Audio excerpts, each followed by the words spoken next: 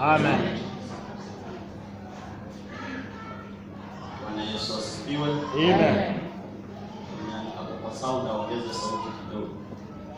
Bwana Yesu asifiwe. Amen. Bwana Yesu asifiwe. Amen. Kuangalia mwenzako. Kuangalia mwenzako vizuri. Hata kama hakufurahishi muangalie. Hata kama ukimwangalia unaweza kuroga. Nataka kumwambie hivi, unapendeza sana. Unapendeza sana. Wengine kuna watu wako na wingi hapo, mwambie unapendeza sana. Unapendeza sana. Hata kama huwa apendezi, leo ukichocha tu mwambie unapendeza sana. Bwana Yesu asifiwe. Amen. Praise the Lord. Amen. Mimi naitwa Clement Sakwa, Evangelist Kariobangi Monthly Meeting. I want to thank God for this opportunity and for the time He has allowed us to be with you this morning. Na nimeokoka, Yesu ni Bwana. I want to thank the leadership of this church for the opportunity they have given me through the senior pastor, Pastor Adika, Moses Adika, who is my friend. Bwana Yesu asifiwe. Amen. Bwana Yesu asifiwe. Amen. Huko kwetu wanasema yule mtu ambaye anatembea peke yake ni mchawi, ni mroji. Kwa mimi si mchawi, sijatembea peke yangu. Niko na wajamaa hapa, wasimame tu wawewe because of time. Na tuwapigie makofi wanapowewe. Amen. I want to thank God because of nimekuja hapa nikaona Pastor Chasimba. I want to thank God. Thank you. I want to thank God because of Pastor Chasimba ambaye alikuwa kule Kariobangi, na the first gift nilipata kwa maisha alinipeanga Bible. Naweza kuwa amesahau, lakini that is the gift that he gave me na nilishukuru sana. Bwana Yesu asifiwe. Amen. Because of time, I'm going to share something about on time to rebuild. I want to speak about time to rebuild.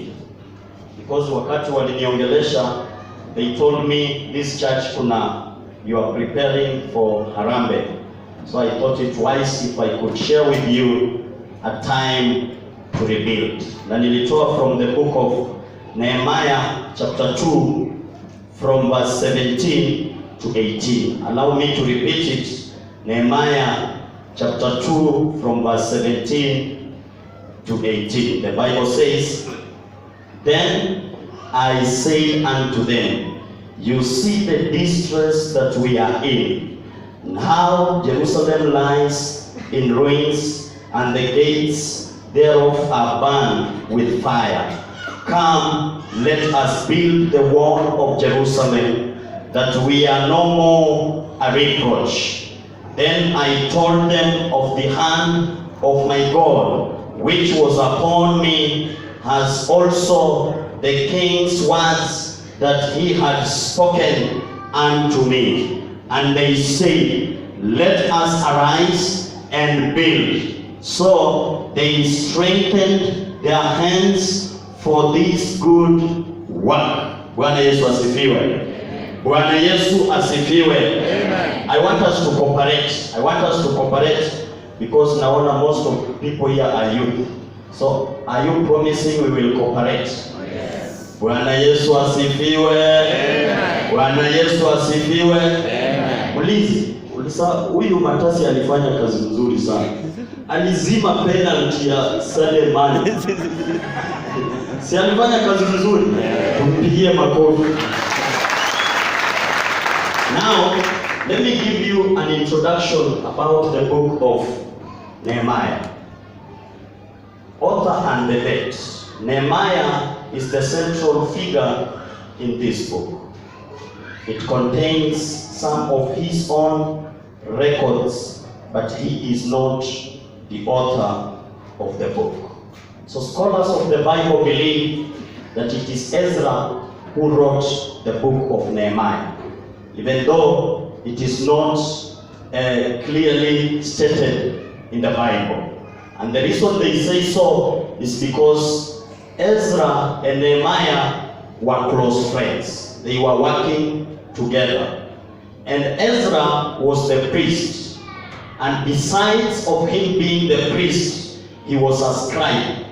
Nowadays, scribes, we call them secretaries. So he was the secretary. So he could take note of everything that was happening. And that is why it is believed Ezra is the one that wrote this book. You cannot separate the book of Nehemiah from the book of Ezra, and also from the book of 1st and 2nd Chronicles. These 3 or 4 books are similar, or they record almost the same information. Then the same author probably wrote Nehemiah and portions of Ezra.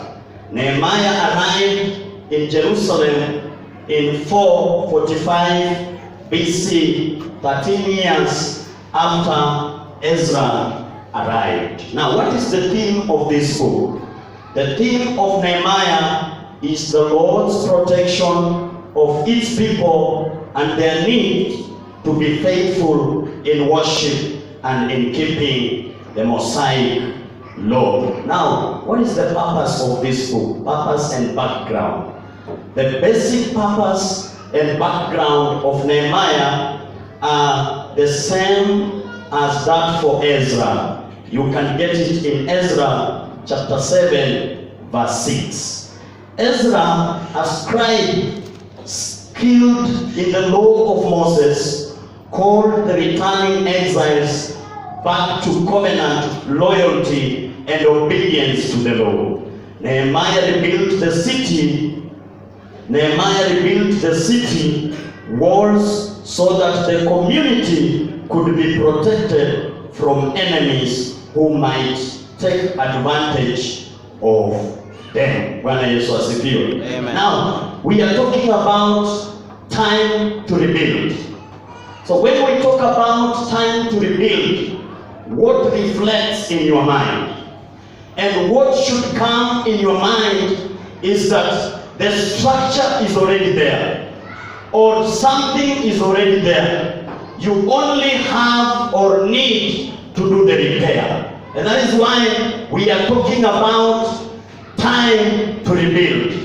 And being Kawangware local church and having a task ahead of you, it is the right time for you to rebuild. Praise the Lord. We have so many things that we need to rebuild in our lives. Some of us come from a very wanting relationships. Some of us come from families that we are rejected. Some of us, we have been thrown away from our friends. Some of us live in desperate situation. And as much as we want to rebuild, or it is the time to rebuild the church, it is also time to rebuild our relationships, not only in our families, but our relationships with God. Praise the Lord. Tell your neighbor, it is time to rebuild. When Prophet Nehemiah surveyed Jerusalem, he saw the ruins of the city destroyed by Babylonians. And just as Jerusalem was in physical ruins, our church continues on path of spiritual ruin. Now, Nehemiah, a great servant of God, before he became to this task, the Bible says he was a cupbearer of King Artaxerxes. And this man, after being in a great position, the king realized that this man was shedding a lot of tears. And he asked him what was happening. And Nehemiah said, I cannot sit here while the city where my father came from is being destroyed. And so he had the urge, alikuwa na hiyo nia ya kusaidia mji wa Yerusalemu ambao ulikuwa umebomolewa, mji ambao ulikuwa umesimama, na baada ya kusimama mji huo ulikuwa destroyed na ukaburn into ashes. So Nehemiah anaangalia hiyo situation na anasema ya kwamba sitakaa katika ufalme na mji wa Yerusalemu unabomolewa. Nimekuja kuambia mtu mahali hapa, hautakaa kwa same situation na familia yako inabomolewa. Lazima uchukue hatua kama Nehemia na useme, nitasimama kwa pengo ili kupinga kila mapingamizi ambayo yanaharibu jamii yangu, ili kupinga kila mapingamizi ambayo yanaharibu watoto wangu, ambayo yanaharibu mume wangu, ambayo yanaharibu mke wangu. Ndio sababu Nehemia anasimama kidete na anaenda ili hakikishe ya kwamba ukuta wa Yerusalemu umerejeshwa, ukuta wa Yerusalemu umerudishwa katika hali ambayo inatakikana. Akasema, sitakaa kwa ufalme until I go and rebuild the walls in my father's city. Until we realize our potential, we have to go back to our homes and rebuild the walls in our families. And that is what Nehemia is doing. Because anajua wakati huu ukuta umebomolewa, kuna wezi watakuja.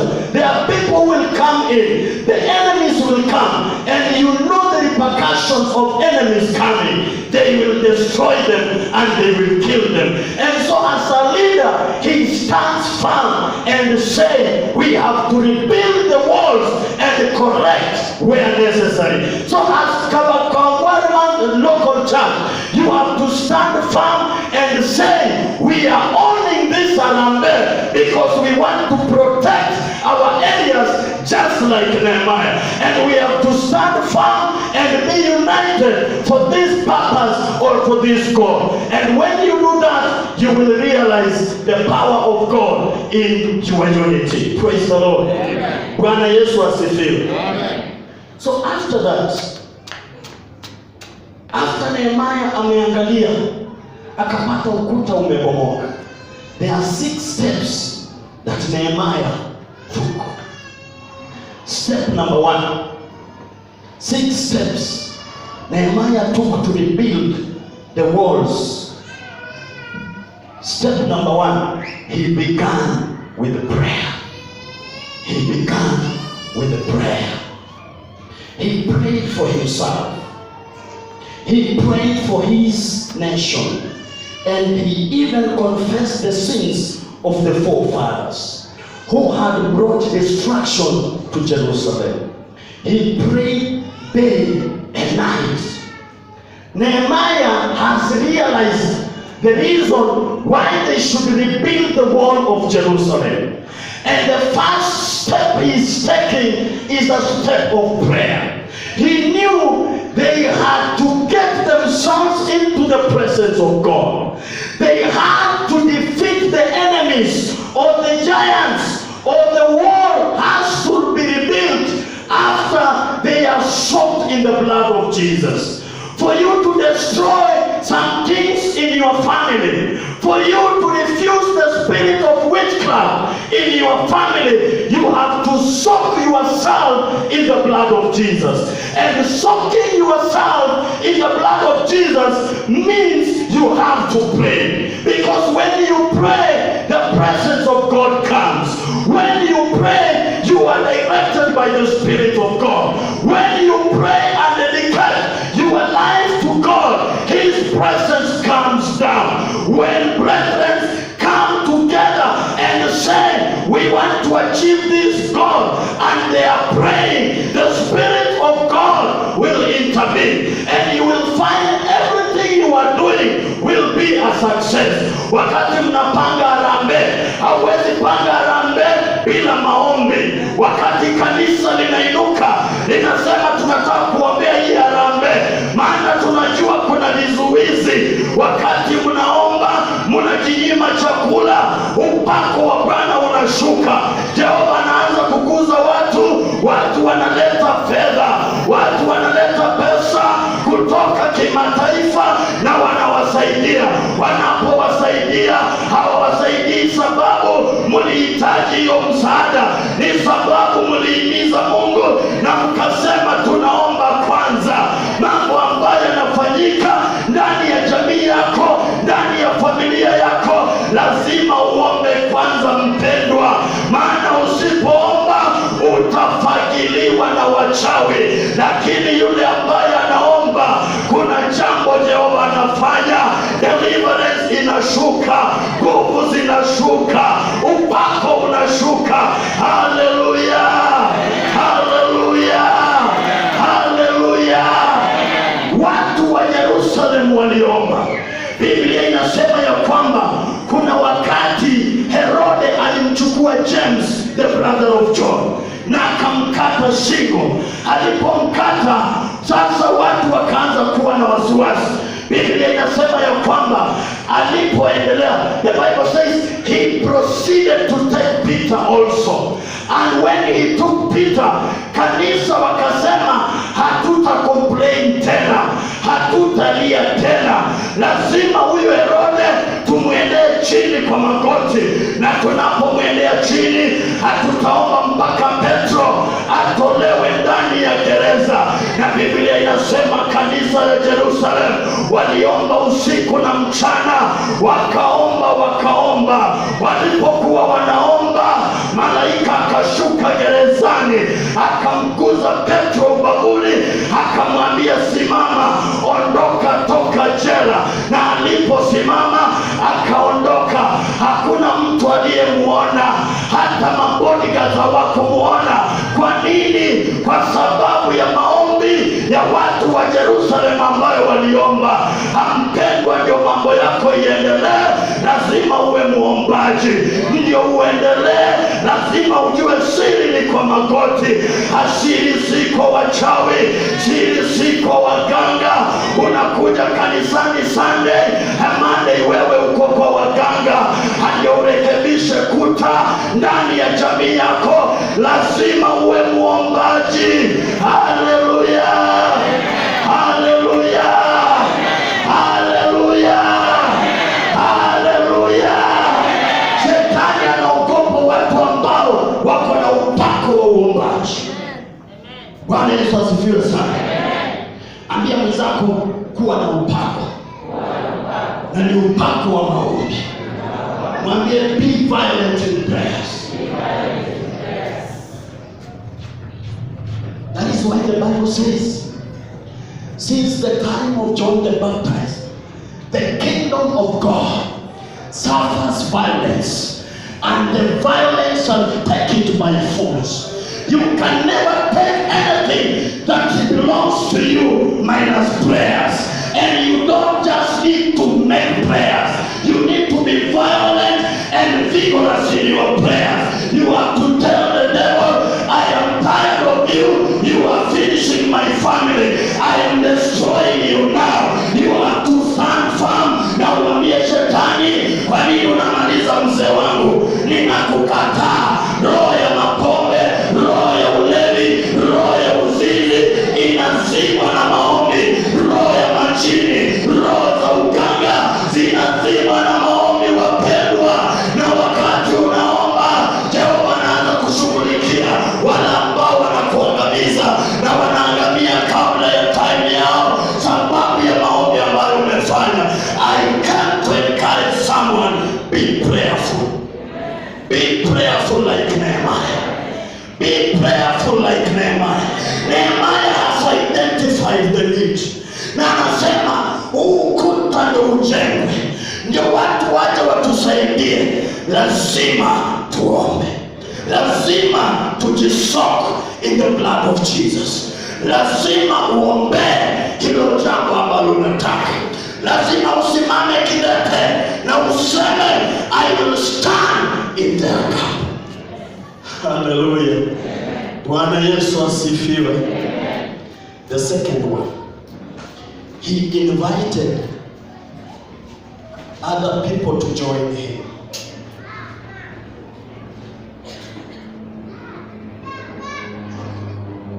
He invited other people to join him. Nehemiah chapter 2 verse 17. He said, let us build the walls. In other words, he was going to be part of the rebuilding he was called to complete. But he knew that this was a community project. He threw out the invitation to see who among his kinsmen would buy into his mission. Nehemiah invited other people. For us to succeed in the forthcoming Harambee, we have to invite other churches. We have to invite our friends from outside Kawangware. We have to go to FIC. We have to go to Satellites. We have to go to Medical. We have to go to everywhere. We reach them and tell them we have this calling. Come and assist us. For united you will stand, and for divided you will fall. Nehemiah knew the secret of calling other people so that they could unite together for a purpose or for a common goal, which was rebuilding the walls of Jerusalem. Number 3, the priests were the first to volunteer. You get it in Nehemiah chapter 3 verse 1. The pastors are to lead the way. We are the gatekeepers for the people whom God entrusts us to. So pastors or the priests, like Ezra was the priest, and he was in forefront to make sure that the walls were being rebuilt, that the cracks were being amended, that anywhere there was a problem, they were correcting through the prayers of the priests, through the prayers of the pastors. Not unless the church, you include your pastors in your number, because they will stand in the gap for prayers. They will fast for the church. When you include the pastors, when you include the bishops, when you include the priests, then the number that you will be having will be a success. Bwana Yesu asifiwe. Praise the Lord. Number 4, all families were included. There are long lists of families, and the reason they were included in that, Nehemiah knew these families had to have a sense of ownership. In fact, each family built their own part of the wall. They were saying, if the enemy comes in, I don't want him coming over my part of the wall. I like this. The church of Kawangware, we have to take part in this Harambee. Because when Kawangware is built, you are built. When Kawangware is constructed, you are constructed. When the presence of the Lord comes in Kawangware, you are counted among the blessings. When the power of God comes here, you are counted from among those people who possess the blessings of God. And the Abrahamic blessing will follow you because you have sacrificed to help the church with your money, with your wealth, with your time. You have to support the church project for you to grow. And that is why when David wanted to build the altar for God, when he wanted to build the church for the Lord, kuna mahali mtu alifika akasema, wacha nijitolee nimjengee Bwana kanisa, ama nilete hizi vitu zote na nikupatie bila gharama. Lakini Daudi alisema, sitamfanyia Mungu jambo ama kitu ambacho hakiwezi kunigharimu. Lazima tugharimike, lazima tujitolee, lazima tusimame kidete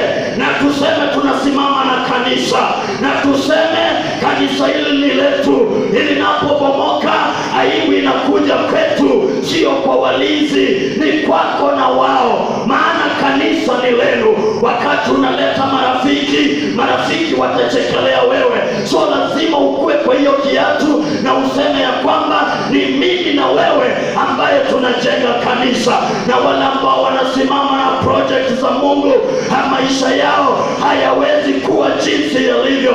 The Bible says Jehovah is able to do it exceedingly and abundantly beyond what what you ask for. When you dedicate your life to God, He will do in your favor.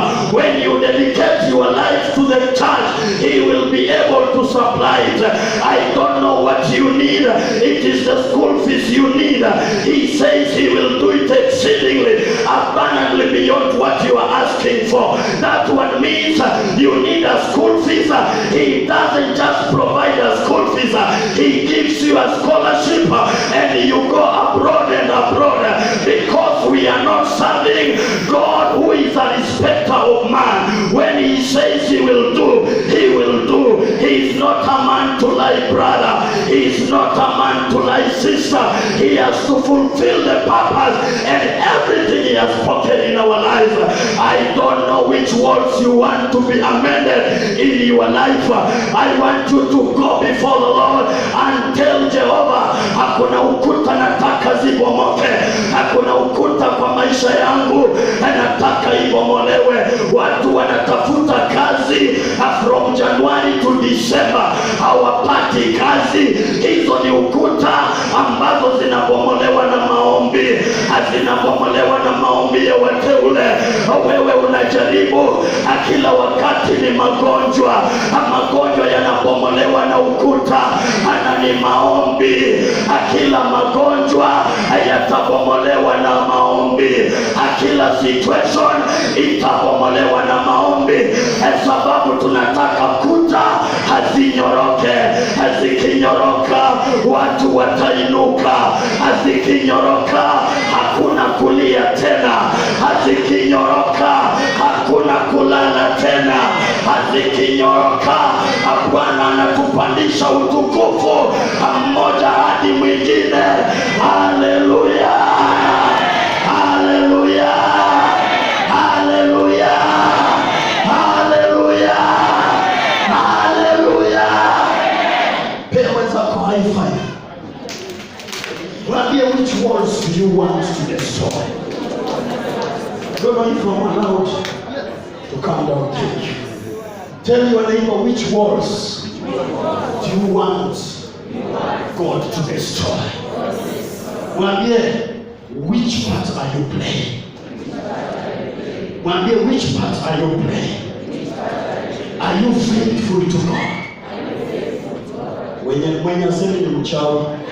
Angalia tu mtu asemi, mwambie, are you faithful to God? Unajua hata kanisani kuna wachawi. Do you know that? Not everyone who lifts their hands are holy. Kuna watu wengine wamekuja wanataka kukuangusha chini. I tell you that spirit must bow before the Lord today. In the name of Jesus, by the anointing and the power of God, we have to refuse such spirits in Kawangware. Hallelujah! Najua Peka Church maneno imeanza because next year ni nominations. Watu wameanza kukampeni. Wengine wameanza kupanga nitaua huyu, sababu naona ana rais. Lakini nilisema afadhali Peka Church. PAG wanauana. They kill each other because of leadership. Kwani uongozi na kuanga na nini mlinzi? Sisemi zile. Watu wenye wanakuamilia kwa uongozi nini na kuanga hapo ni pesa. Wanakula pesa. The title. Na sisi tunasema we are simple. We believe in simplicity. So tunajifanya, lakini huku tunasema nataka tu niitwe mlinzi. Sema hiyo roho ishi. Ambia mwenzako lazima tuunganike. Tujenge ukuta wa kanisa letu, ukuta wa familia zetu. Unajua nimeshangazwa na huku sana. I thought this a monthly meeting, lakini nikaambiwa ni local because hata huko kwetu monthly meeting ni next week. This church watu ni wengi. Bwana Yesu asifiwe. Lakini hao watu wote hii sadaka mnatoa haitoshi. Najua hakuna haja mkue wengi na hakuna kitu mnatoa. Hiyo ni mzigo kwa kanisa. Ndio mtaka waacha kuwa mzigo kanisani. Mwambie waacha kuwa mzigo kanisani. Fanya kitu. Kwa sababu kuna watu Kuna watu kanisani ni wa Ndikura na Ndikika. Mtu anangoja tu atikukwe, alafu atikekwe. Siku moja utakuwa umehamu huku ngoja utikukwe. Utapata umebaki hivyo utakuwa. Sema I refuse to be tekuka and tekukwa. Hiyo ni Kifransi wala ambao wasikie. Bwana Yesu asifiwe. Bwana Yesu asifiwe. Bwana Yesu asifiwe. Ambia mwenzako lazima kuta zijengwe. Na zitajengwa katika jina la Yesu. Najua kule kwetu na kwanga saa hizi mimi siisha kitano. Nimefika hapa matangazo ni 2 hours. Polisi nimeshtuka. Lakini I thank God ulispecify ukasema wakujani committee. So lazima umalizie hapo. Karibu nisimame nikwambie wacha tu nihubiri kwanza. Alafu nienda alafu mbaki kutangaza. Bwana Yesu asifiwe. Because huko kwetu kuna function nyingine hata wananingojea. So immediately I finish preaching, I'll be leaving. Number 5. Nehemiah was not distracted by opposition from the beginning of his obedience. Nehemiah faced ridicule from Sanballat and their sympathizers. Nehemiah was never distracted from opposition. As much as you are going to say, tunafanya harambee, there are people who will oppose you. Please, there are people who will oppose you. There are people who will say, hii pesa inaendana wapi? Lakini nataka kuwa encourage like Nehemiah. Don't look at the critics. The Bible says, wakati walikuwa wanapinga Nehemiah, Nehemiah naye anaenda chini, anawaombea. Anasema, Jehova, haya mapingamizi nitayapita nikiwa ndani yako. Kuna watu wamekupinga, wengine wamepinga success yako, wengine hata wamekwendea kwa wachawi, wanasema ya kwamba hautafaulu. Ulipotoka nyumbani, wengine wakalaaniwa na maanti zao na mababu zao. Lakini nataka nikuambie, kama kuna Mkristo anaweza nawili, ananawili ndani ya opposition. Yani Mkristo anapoangalia opposition inakuja, aanzi kulia akisema ni kwa nini mimi. Anasema, Jehova, ninataka ukabiliane na wao. Jehova, siri ni wewe. Mkristo yeyote anapogundua asili ni ndani ya Yesu, hawezi wekwa chini na wachawi. Mkristo yeyote anayejua siri ni Yesu, hawezi fukuzwa kanisani sababu ya vitina. Maana wanapokurushia vitina, unasema, Jehova, niko na wewe. Wanaposema utaweza, unasema ya kwamba I can do all things through Christ who strengthens me. I came to prophesy to you. You have to be strong in the Lord, and no matter what they say, you have to be steadfast in the Lord. Paulo alipitia, Paulo alipigwa vita, Paulo alifungwa gerezani, lakini baada ya kutoka hakuanza kulia. Alisema, I am pressing on to a higher mark. I want Christians, wakati unapigwa vita, unasema sitaanguka. I am pressing on to a higher mark. I know who I am. I am not shaken by people's opinion. You don't need public approval.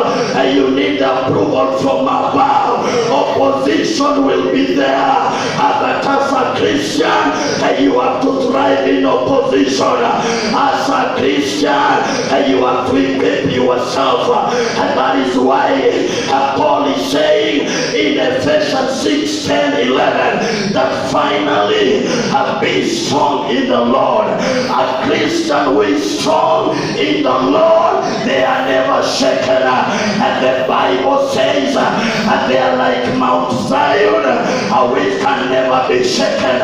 And may God cause you to be like Mount Zion.